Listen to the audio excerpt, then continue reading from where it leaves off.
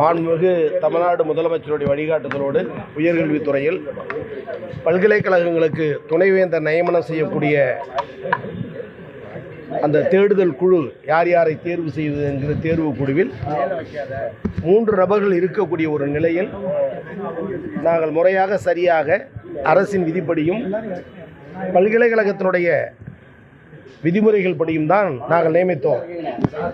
மாறாக தன்னுடைய எல்லையினுடைய அளவு என்ன, எதில் தலையிட வேண்டும் எதில் தலையிடக்கூடாது என்ற நிலை தெரியாத ஆளுநர் அதை கண்டித்திருப்பதும், யுஜிசி தேர்வு செய்யக்கூடிய ஒரு உறுப்பினரை நீங்கள் ஏற்றுக்கொள்ள வேண்டும் என 4வது உறுப்பினரை எங்கள் தலையில் சுமக்க வைப்பதும் ஆளுநர் பொறுப்புக்கு அழகல்ல. இதுவரையில் தமிழ்நாடு முதலமைச்சர் எந்த அளவிற்கு மாநில உரிமைகளை கட்டி காப்பதில் மத்திய அரசோடு ஒன்றிய அரசோடு பல்வேறு கருத்து வேறுபாடுகள் இருந்தாலும் ஒன்றுபட்ட இந்தியாவை உருவாக்கி பல்வேறு மாநிலங்களுடைய வளர்ச்சிக்கு குரல் கொடுப்பவர் நம்முடைய தமிழ்நாடு முதலமைச்சர் அவர்கள். உயர்கல்வியை பொறுத்தவரை பல்கலைக்கழகங்களுடைய செயல்பாடு தமிழக அரசு விரும்பி பல்கலைக்கழக பேராசிரியர்கள் மாணவர்கள் அது நலன் காப்பதில் மிகுந்த அக்கறையோடு இருக்கிறார்கள்.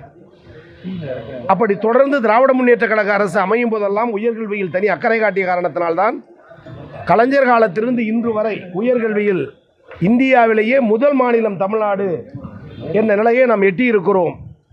இதை சீர்குலைக்க வேண்டும் என்ற எண்ணத்தின் அடிப்படையில் தான் ஆளுநர் தொடர்ந்து உயர்கல்வித்துறையுடைய பணிகளை, அரசின் பணிகளை குறுக்கிட்டு இடர்பாடை உருவாக்க வேண்டும் என்பதற்காக கருத்து தெரிவித்து வருகிறார். எனவேதான் நேற்றைய தினம் ஆளுநர் அறிக்கைக்கு மறுப்பு தெரிவித்து ஆளுநர் பணியை பார்க்க வேண்டும், அண்ணாமலை வேலையை பார்க்க வேண்டாம் என்ற நிலையில் நாங்கள் கருத்து தெரிவித்திருந்தோம். தொடர்ந்து உயர்கல்வித்துறையில ஆளுநர்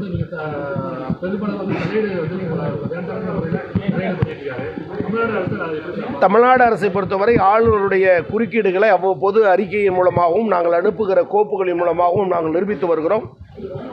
இதன் பிறகும் அதன் நிலையை தொடருவாரேயானால் முதல்வரோடு கலந்து பேசி தக்க நடவடிக்கை மேற்கொண்டு சட்ட ரீதியான அவருடைய செயல்பாடுகளை வரையறுக்க வேண்டிய கட்டம் தமிழக அரசுக்கு வரும். அந்த கட்டத்தை அவர் எட்டாமல் இருப்பது அவர் பதவிக்கு அழகு. பாதகம் செய்பவரை கண்டால் நாம் பயங்கொள்ளலாகாது பாப்பா, மோதி மிதித்து விடு பாப்பா, அவர் முகத்தில் உமிழ்ந்து விடு பாப்பா. அண்மை செய்திகளை உடனுக்குடன் தெரிந்து கொள்ள இணைந்திருங்கள் இயம்நாடு தொலைக்காட்சியுடன்.